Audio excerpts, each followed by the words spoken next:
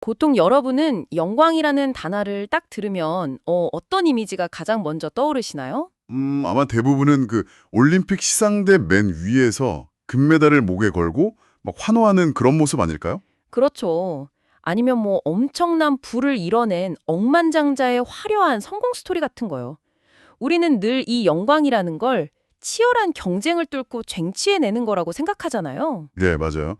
타인보다 우위에 서서 얻어내는 어떤 외적인 보상, 뭐 그런 식으로 생각하는 경향이 아주 강하죠. 그런데요, 오늘 우리가 아주 깊이 파고들 이 탐구에서는 이 영광이라는 단어의 정의를 아주 근본적인 곳에서부터 완전히 산산조각 내버릴 겁니다. 오, 산산조각이요? 기대되는데요? 네, 오늘 깊이 있는 탐구는 정영기 목사님께서 보내주신 오늘 맥체인 본문을 바탕으로 진행할 텐데요. 이 본문들이 관통하고 있는 단 하나의 핵심 주제가 바로 하나님의 영광입니다. 아, 하나님의 영광. 오늘 다룰 텍스트들이 겉보기에는 아주 다른 역사적 배경을 가지고 있거든요. 출애굽기, 요한복음, 잠언, 그리고 에베소서까지요. 오, 진짜 시대도 다르고 상황도 완전 다르네요. 네. 그런데 이 본문들을 관통하는 논리적인 흐름을 쭉 따라가다 보면요. 참된 영광이란 게 도대체 무엇인지, 그리고 그게 우리 인간의 삶에 어떻게 작동하는지에 대한 엄청나게 입체적인 메커니즘을 발견할 수 있습니다. 영광이 그저 반짝이고 빛나는 어떤 상태가 아니라 작동하는 메커니즘이라는 말씀이군요. 네, 정확합니다. 자, 그럼 이 텍스트들이 우리가 알던 그 얄팍한 성공의 공식을 어떻게 뒤집어 엎는지 이 메커니즘의 가장 기초적인 작동 원리부터 본격적으로 한번 파헤쳐 볼까요? 성경 인물 중에서 가장 가까이서 하나님을 대면했다고 알려진 그 모세가 아주 대담하고 직설적인 요구를 던집니다. 원하건대 주의 영광을 내게 보이소서라고요. 와, 그러니까 피조물인 인간이 창조주한테 그분의 가장 본질적인 아름다움과 위엄, 실체를 막 필터 없이 직접 보여달라고 간구한 거잖아요. 맞아요. 엄청난 요구죠. 히브리어로 이 영광을 뜻하는 단어가 카보드라는 단어인데요. 이 단어의 원래 의미가 혹시 뭔지 아시나요? 빛이나 광채? 뭐 이런 거 아닌가요? 아닙니다. 원래 의미는 바로 무게감입니다. 아, 무게감이요. 카보드가 무게감이다. 네. 그러니까 모세는 지금 우주를 창조하신 존재의 그 압도적인 존재의 무게를 온전히 느끼게 해달라고 요구를 한 셈인 거예요. 저는 이 모세의 요구를 보면서 약간 이런 비유가 떠올랐어요. 여러분도 한번 상상해 보세요. 마치 태양의 그 눈부신 아름다움이랑 따뜻함에 완전히 매료된 어린아이가 네네. 선글라스 같은 보호장기 하나도 없이 그냥 맨눈으로 한낮의 태양을 똑바로 쳐다보겠다고 막 고집을 부리는 거랑 비슷하지 않나요? 와, 아주 탁월한 비유네요. 태양이라는 게 생명을 주는 경이로운 존재지만 그 에너지 자체가 너무 막강하잖아요. 그래서 인간이 방어막 없이 맨눈으로 직시하면 그 압도적인 빛 때문에 오히려 눈이 멀어버리거나 타버릴 텐데 말이죠. 정확해요. 실제로 하나님께서 모세의 그 간구에 어떻게 대답하셨는지를 보면 방금 하신 비유가 아주 정확히 맞아떨어집니다. 어떻게 대답하셨죠? 너가 내 얼굴을 보지 못하리니 나를 보고 살 자가 없음이니라. 이렇게 명확하게 선을 딱 그으십니다. 나를 보고 살 자가 없다. 약간 무서운데요? 근데 여기서 우리가 짚고 넘어가야 할 아주 중요한 포인트가 있어요. 이건 절대 하나님의 거절이나 벌이 아니라는 점입니다. 벌이 아니면 약간 일종의 물리적인 한계 같은 건가요? 맞습니다. 이건 어떤 도덕적이거나 감정적인 징벌의 문제가 전혀 아니고요. 존재론적인 호환성의 문제라고 봐야 해요. 존재론적인 호환성이요? 아, 그러니까 무한히 거룩하고 완전한 존재의 에너지, 즉 그 카보드의 무게감 앞에 죄의 본성을 가진 유한한 인간이 서게 되면 네, 어떻게 될까요? 마치 엄청난 고전압의 전류가 아주 얇은 전선을 통과할 때 전선이 그냥 타버리는 거랑 똑같은 이치입니다. 아하, 하나님의 본질적인 영광이 그 자체로 너무 순수하고 압도적이니까 불완전한 피조물이 필터 없이 그걸 대면하면 살아남을 수 없다는 그 물리적이고 영적인 메커니즘을 설명해 주신 거군요. 네, 바로 그겁니다. 그렇게 들으니까 나를 보고 살 자가 없다는 말씀이 무슨 무서운 경고나 저주가 아니라 야, 너 맨눈으로 태양 보면 다친다 이렇게 말씀하시는 아주 다급하고 보호적인 조치로 들리네요. 그렇죠. 그래서 이 이야기의 결론이 참 흥미로워요. 하나님은 모세를 그냥 안 돼 하고 돌려보내시는 게 아니거든요. 돌려보내지 않으셨나요? 네, 그를 반석 틈에 숨기시고요. 당신의 손으로 덮으신 뒤에 쓱 지나가시면서 등을 보여주십니다. 등을 보여주셨다. 와, 압도적인 위험이 모세를 파괴하지 않도록 가려주시면서도 그렇죠. 그가 죽지 않고 감당할 수 있는 최선의 방식, 그러니까 가장 안전한 한도 내에서 당신의 아름다움을 허락하시는 거예요. 참 섬세한 배려죠. 모세 입장에서는 진짜 숨막히는 경험이었겠어요. 막 보호받으면서도 그 거대한 존재의 끝자락을 온몸으로 경험하는 거니까요. 근데 여기서 아주 자연스러운 의문이 하나 생기거든요. 어떤 의문이죠? 만약 성경 최고의 인물이라는 모세조차도 바위 틈에 숨어서 간신히 등만 봐야 했다면 도대체 우리 같은 평범한 인류는 그 거대한 하나님의 영광을 언제쯤 온전히 알 수 있는 걸까요? 영원히 그냥 그림자만 보고 만족해야 하는 건가요? 아주 예리한 질문입니다. 바로 그 지점에서 요한복음 12장이 완벽한 해답을 딱 제시해 주거든요. 아, 신약으로 넘어가는군요. 네. 하나님께서 인간이 감당할 수 있는 가장 완벽한 필터이자 그 영광의 실체를 온전히 담아낸 존재를 드디어 이 땅에 보내셨기 때문이죠. 바로 예수 그리스도입니다. 예수 그리스도요? 그런데 저는 요한복음 12장 내용을 쭉 보면서 약간 논리적인 충돌 같은 걸 느꼈어요. 충돌이요? 어떤 부분에서요? 예수님께서 이제 곧 십자가 순환을 당하실 시점이잖아요. 근데 갑자기 인자가 영광을 얻을 때가 왔도다. 이렇게 선언하신단 말이죠. 네, 아주 중요한 선언이죠. 아니, 머리로야 뭐 십자가의 희생이 아름답다는 걸 알겠지만 현실적으로 한번 생각을 해보자고요. 로마 제국의 가장 끔찍하고 수치스러운 사형 틀에 매달려서 온몸이 찢기고 죽어가는 상황이에요. 그렇죠. 끔찍한 고통이죠. 이건 철저한 실패고 완전히 짓밟히는 건데 이걸 영광이라고 부르는 건 약간 지는 것을 미화하는 정신승리처럼 들리지 않나요? 어떻게 십자가에서의 처참한 죽음이 영광이라는 공식이 성립될 수 있는 거죠. 이야, 정말 핵심을 찌르셨네요. 근데 바로 그 역설이야말로 세상의 모든 권력 구조를 붕괴시키는 기독교 영광의 핵심 메커니즘입니다. 세상의 권력 구조를 붕괴시킨다고요? 네. 왜 십자가가 단순한 청승 승리가 아니라 진짜 승리이자 영광인지 그 근본적인 이유를 들여다봐야 해요. 우리가 아는 세상의 영광 공식은 보통 누군가를 짓밟고 일어서서 내 힘을 막 과시하는 거잖아요. 맞아요. 경쟁자를 물리쳐야 내가 돋보이니까요. 로마 제국이 딱 그 전형이었죠. 남의 생명을 빼앗아서 내 왕좌를 높이는 것. 그런데 예수님은 완전히 다른 차원의 싸움을 하신 겁니다. 다른 차원의 싸움이라면 막 폭력에 폭력으로 맞서서 반란을 일으키고 그런 게 아니라는 뜻인가요? 전혀 아니죠. 예수님은 로마의 군대랑 싸우신 게 아니에요. 인류를 갉아먹는 가장 근본적인 질병, 그러니까 바로 죄와 사망의 권세와 직접 싸우신 겁니다. 죄와 사망의 권세? 네. 그리고 사망을 이기는 유일한 방법은 정말 역설적이게도 스스로 사망의 한복판으로 걸어 들어가서 그것을 내부에서부터 산산조각 깨트리는 것뿐이었어요. 아, 사망의 한복판으로 걸어 들어간다. 네. 창조주가 피조물의 손에 기꺼이 죽임을 당하는 그 철저한 자기 비워짐, 그 없는 듯 낮아짐과 타인을 향한 완벽한 희생. 와, 듣기만 해도 무게감이 다르네요. 바로 그것이 출애굽기에서 모세가 차마 감당할 수 없었던 하나님의 진짜 얼굴이자 진짜 성품이었던 겁니다. 아, 하나님의 본질적인 아름다움이라는 게 상대를 막 힘으로 짓누르는 그런 물리적인 파워가 아니라 자기를 내어주어서 남을 살려내는 무한한 사랑이었군요. 맞습니다. 그리고 죄의 대가를 스스로 지불하시는 완벽한 공의이기도 하죠. 예수님은 십자가에서 이 하나님의 카봇, 아까 말했던 그 사랑과 공의의 무게를 완벽하게 증명해내셨어요. 그래서 그 십자가가 가장 찬란한 영광이 되는 거군요. 정확합니다. 이제 완전히 이해가 되네요. 만약에 예수님이 힘으로 찍어 누르는 그 로마의 방식, 즉 세상의 영광을 채택하셨다면 결국 똑같은 폭력의 굴레에 갇히셨겠죠. 맞아요. 또 다른 독재자가 됐을 뿐이겠죠. 그런데 스스로 생명을 내어주심으로써 사망 자체를 완전히 무력화시키셨다. 남을 죽여서 나를 높이는 세상의 공식을 나를 죽여서 남을 살리는 방식으로 완벽하게 엎어버리셨네요. 바로 그겁니다. 그렇다면요, 창조주의 이토록 압도적인 희생과 사랑으로 완성된 진짜 영광을 우리가 알게 되었다면 평범한 화요일 아침을 살아가는 우리는 도대체 이 영광에 매일매일 어떻게 반응해야 하는 걸까요? 일상적인 적용의 문제군요. 네, 우리 모두가 당장 직장 때려치우고 십자가에 매달릴 수는 없잖아요. 아, 그렇죠. 그 일상적인 반응의 메커니즘을 아주 정확하게 설명해주는 텍스트가 바로 잠언 9장 10절입니다. 잠언이요? 어떤 구절이죠? 여호와를 경외하는 것이 지혜의 근본이요 거룩하신 자를 아는 것이 명철이니라. 아, 경외라는 단어가 등장하네요. 영어로는 보통 fear of the Lord라고 쓰잖아요. 근데 저는 솔직히 여기서 살짝 불편함을 느낍니다. 어떤 부분이 불편하신가요? 바로 그 두려움, fear라는 단어 때문인데요.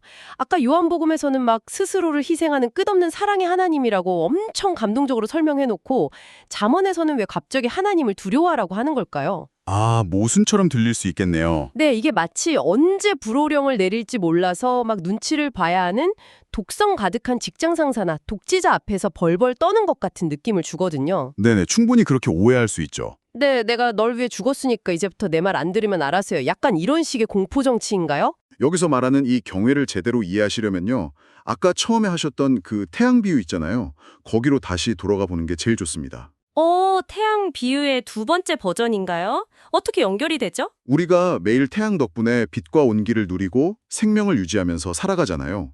태양의 혜택을 온전히 누리죠. 그렇죠. 태양 없으면 다 얼어 죽죠. 하지만 정상적인 지능을 가진 사람이라면 그 따뜻함 이면에서 끊임없이 무시무시한 핵융합 폭발이 일어나고 있다는 사실을 잊지 않습니다. 아, 핵융합 폭발이요? 네, 엄청난 에너지가 타고 있죠. 그래서 태양을 향해 함부로 로켓을 쏘아 올려서 맨몸으로 뛰어들려고 하지 않잖아요.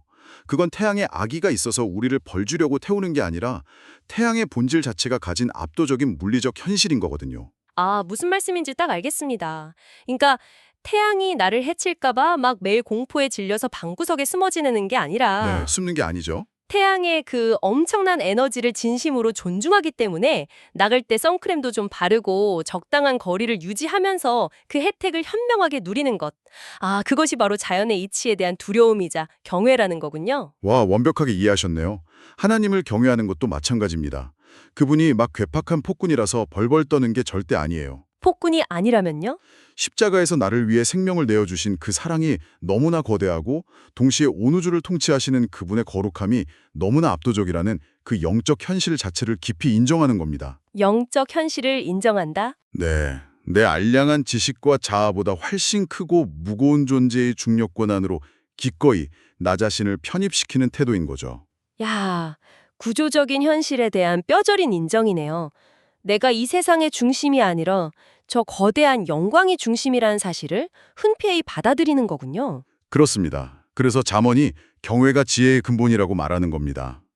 우주의 진짜 중심이 누구인지 딱 알게 되면 내 인생의 방향키를 그분의 훈계와 말씀에 기꺼이 맡기게 되거든요. 벌 받을까봐 억지로 복종하는 게 아니네요. 전혀 아니죠. 나보다 무한히 지혜롭고 나를 끝까지 사랑하시는 그분의 선하심을 전적으로 신뢰하기 때문에 우러나오는 아주 자연스러운 순종입니다. 와, 이게 바로 평범한 일상 속에서 우리가 하나님께 영광을 돌리는 가장 구체적이고 실제적인 방식이군요. 맞습니다. 벌칙을 피하기 위한 굴복이 아니라 압도적인 현실과 사랑에 매료된 경탄 어린 순종. 와, 이제야 출애굽기, 요한복음, 그리고 잠언의 논리가 하나의 궤적으로 완전히 이어지는 느낌이에요. 어떻게 이어지나요? 모세가 출애굽기에서 그토록 보고 싶어 했던 영광의 무게가 요한복음의 십자가에서 역설적인 방식으로 그 정점을 딱 찍었고요. 네. 우리는 잠언의 가르침대로 이 일상에서 그 영광을 진심으로 경외하며 살아간다. 야, 논리가 아주 깔끔하게 떨어지는데요? 하하, 그런데요. 아직 이야기의 끝이 아닙니다.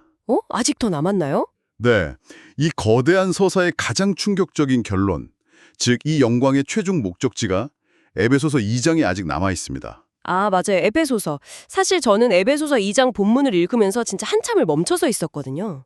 어떤 구절에서요? 거울로 죽은 우리를 그리스도와 함께 살리셨고 또 함께 일으키사 그리스도 예수 안에서 함께 하늘에 앉히시니.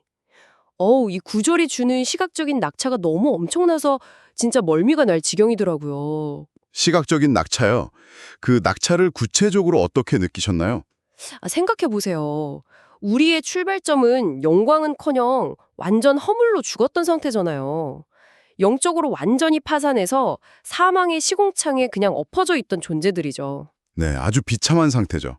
그런데 그 바닥에 있던 존재들이 단순히 빚을 탕감받고 감옥에서 풀려나는 정도가 아니라 갑자기 우주를 통치하는 하나님의 가장 찬란한 왕자 옆자리, 즉 그리스도 예수 안에서 함께 하늘에 앉혀지는 자리로 완전 수직 상승을 해버리잖아요. 어마어마한 반전이죠.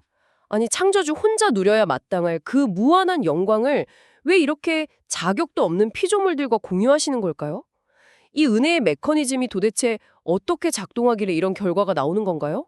야, 그 질문이 오늘 깊이 있는 탐구에 완전 정점을 찍네요. 무한히 거룩하신 하나님이 어떻게 죄로 얼룩진 우리를 그 영광스러운 식탁에 앉히실 수 있을까? 혹시 하나님의 거룩함이라는 기준을 좀 적당히 낮추신 걸까요? 에이, 아까 출애굽기에서 봤잖아요. 절대 안 낮추시죠. 거룩함은 타협할 수 없는 거니까요. 정확합니다. 그 해답은 바울이 에베소서에서 계속 반복해서 강조하는 세 글자에 있습니다. 바로 그리스도 안에서, in Christ입니다. 그리스도 안에서요? 우리가 그리스도 안에 포함된다는 뜻인가요? 네, 맞습니다. 신학적으로 이걸 그리스도와의 연합이라고 부르는 메커니즘인데요. 하나님은 우리를 우리 자신의 그 헐벗고 초라한 상태 그대로 하늘에 앉히시는 게 절대 아닙니다. 그럼 어떻게 앉히시는 거죠? 예수님이 십자가에서 죽으시고 부활하실 때 우리도 영적으로 그분과 완전히 하나로 딱 묶여버린 거예요.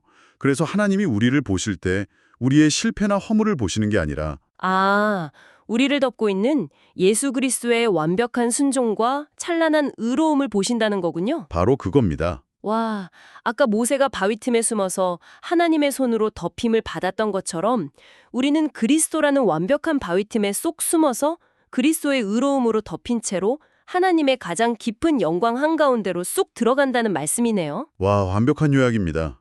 모세의 그 옛날 이야기가 에베소서에서 이렇게 놀랍게 완성되는 거예요. 진짜 소름 돋네요. 이것이 바로 하나님의 영광이 궁극적으로 우리에게 행하는 일입니다.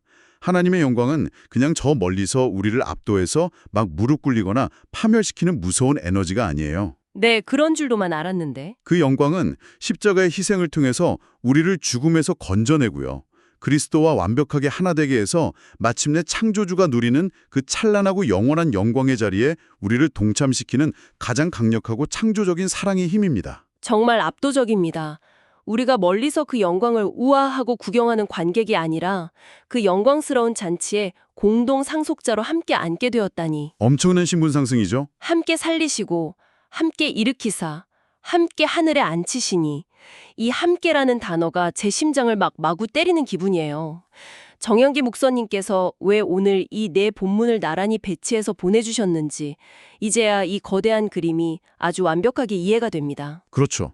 우리가 진짜 영광이 무엇인지 그리고 그 영광이 나라는 존재를 어떻게 변화시켰는지를 온전히 깨닫는 순간 세상을 보는 우리의 해상도는 완전히 달라질 수밖에 없습니다. 해상도가 달라진다. 좋은 표현이네요. 남을 밟고 올라서야만 직성이 풀리는 그 세상의 가짜 영광이 얼마나 초라하고 헛된 것인지 드디어 보이기 시작하는 거죠. 자, 청취자 여러분, 이제 흩어져 있던 통찰들을 하나로 모아볼 시간이네요.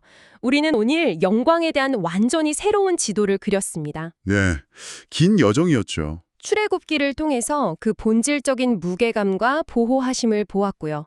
요한복음을 통해서 십자가라는 역설적인 자기 희생으로 세상의 공식을 뒤엎은 진짜 영광의 작동 방식을 확인했습니다. 그리고 잠언을 통해서는 그 압도적인 현실 앞에 경외라는 지혜로 일상에서 반응하는 법을 배웠고요. 맞습니다. 마지막으로 에베소서를 통해서 그 모든 희생의 결과로 우리가 지금 그리스도와 함께 하늘에 앉혀진 엄청난 신분 상승을 이루었음을 깨달았죠. 여러분, 이것은 단순히 머리로 그렇구나 하고 이해하고 넘어갈 종교적인 교리가 절대 아닙니다. 내일 당장 여러분이 마주할 일상의 질감을 완전히 바꿔놓을 수 있는 아주 강력한 영적 렌즈거든요. 영적 렌즈요? 네. 그래서 오늘 탐구를 마무리하면서 지금 이 방송을 듣고 계신 여러분께 한 걸음 더 나아간 조금은 묵직하고 도전적인 질문을 하나 던지고 싶습니다. 오, 어떤 질문인가요? 오늘 우리가 확인한 이 영적 현실이 진짜라면 여러분은 이미 그리스도와 함께 하늘에 앉혀진 우주에서 가장 존귀하고 영광스러운 존재입니다. 그렇다면 내일 아침 복잡한 출근길에서 누군가 여러분을 툭 밀치고 지나갈 때, 직장에서 상사나 동료가 여러분의 노력을 막 깎아내릴 때, 혹은 소셜미디어에서 남들의 화려한 삶과 내 초라해 보이는 일상을 자꾸 비교하게 될 때, 과연 그런 것들이 여러분을 진짜로 상처 입히고 바닥으로 끌어내릴 수 있을까요? 와, 하늘의 왕좌에 앉은 사람이 길 가다 바닥에 굴러다니는 동전 100원짜리 하나 잃어버렸다고 인생이 끝난 것처럼 절망하진 않겠죠. 절대 끌어내릴 수 없을 겁니다. 맞습니다. 그리고 더 나아가서 이런 질문도 해볼 수 있어요. 만약 하나님의 가장 찬란한 영광이 가장 낮은 곳으로 내려와서 자신을 기꺼이 희생하는 십자가를 통해 증명되었다면, 그리고 여러분이 그분의 영광에 동참한 존재라면, 네, 우리가 그 영광을 공유받았다면 내일 아침 내 알량한 자존심을 세우기 위해서 혹은 내 얄팍한 권력을 쥐기 위해서 끝까지 내려오지 않고 꽉 버티고 있는 여러분 삶의 그 초라한 왕자는 대체 무엇입니까? 참된 영광을 공유한 자답게 기꺼이 십자가처럼 그 자리에서 내려와서 타인을 살려낼 용기가 여러분에게 있으신가요? 와, 우리가 공유받은 영광이 희생을 본질로 한다면 우리의 일상도 결국 그 희생의 형태를 띠어야만 진짜 영광을 누리는 거라는 묵직한 말씀이군요. 네, 맞습니다. 내가 끝까지 움켜쥐고 있는 나만의 왕좌가 무엇인지, 그리고 그곳에서 내려오는 것이 왜 지는 것이 아니라 진정한 영광에 참여하는 것인지 진짜 깊이 고민하게 됩니다. 처음에 제가 태양을 똑바로 쳐다보고 싶어하는 어린아이의 비유를 들었었잖아요. 네, 맨눈으로 보겠다고 고집부리는 아이요. 두려움 없이 쳐다보면 탁월일 것 같았던 그 압도적이고 무서운 영광이 알고 보니까 스스로 빛을 낮추어서 인간의 몸을 입으시고 십자가에서 찢기시면서까지 우리의 그 얼어붙은 영적 심장을 녹여 생명을 불어넣어 주신 참 따뜻하고 눈물겨운 품이었습니다. 정말 아름다운 결론이네요. 지금 이 시간 청취자 여러분의 마음속에 그 카보드, 즉 하나님의 묵직한 사랑과 영광의 무게가 깊이 새겨졌기를 바랍니다. 네, 그러기를 진심으로 바랍니다. 내일 하루 세상의 그 초라한 침찬에 목말라 하는 대신에 이미 여러분에게 주어진 그 우주적인 영광의 자리표를 꽉 기억하시고요. 담대하게 그리고 기꺼이 낮아지며 사랑하는 하루를 보내시길 진심으로 응원합니다. 오늘 깊이 있는 탐구는 여기서 모두 마치겠습니다. 끝까지 함께해 주셔서 감사합니다.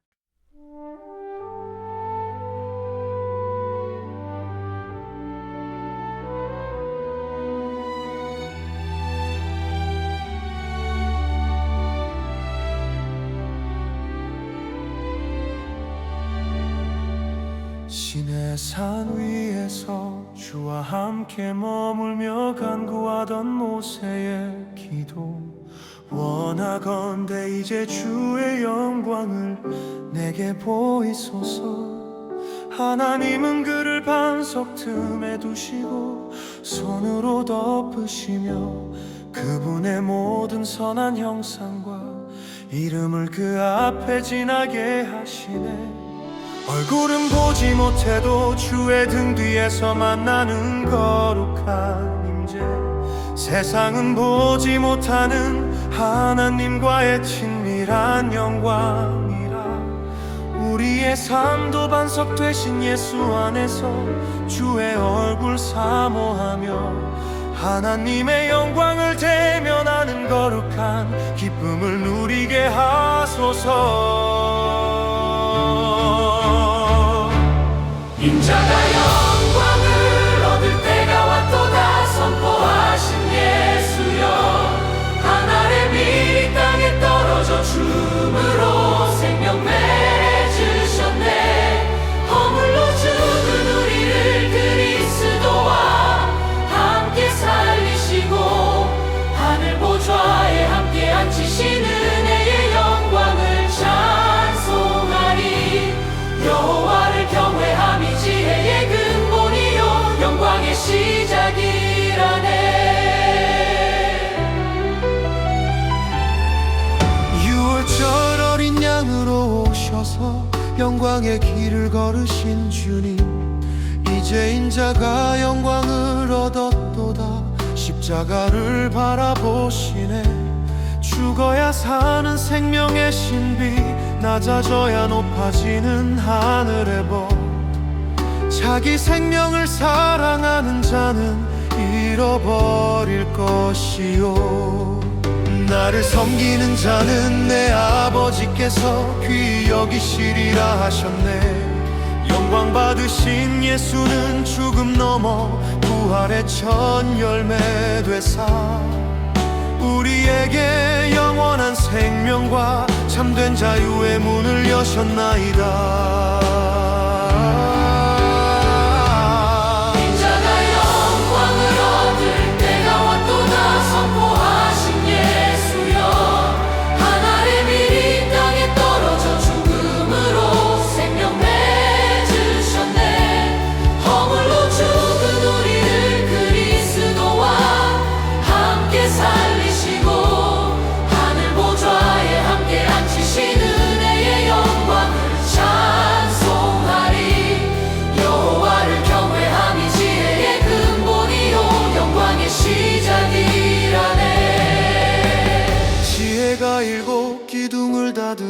더 견고한 집을 짓고 어리석은 자를 불러 생명의 잔치로 초대하네. 여호와를 경외하는 것이 지식의 근본이요 거룩하신 자를 아는 것이 참된 명철이니라.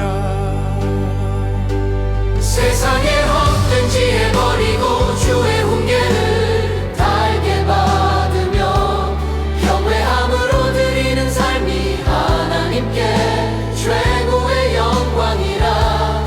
우리는 그리스도 안에서 선한 일을 위해 지으심 받은 자.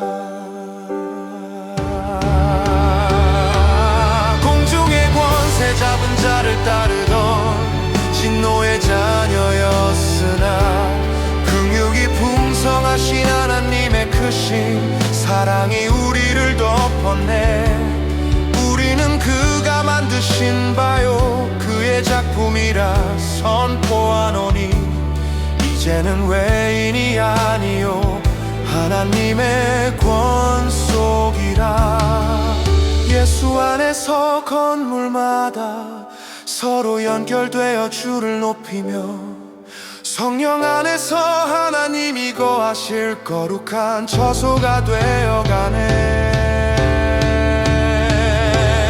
모세처럼 반석 틈에서 주의 영광을 사모하고 예수님처럼 죽음의 길을 지나 영광의 보좌에 오르며 솔로몬의 지혜로 여호와를 경외함이 복임을 알며 바울의 고백처럼 그리스도와 함께 하늘에 앉은 자 되리. 우리의 존재가 하나님의 영광을 비추는 거울 되게 하소서.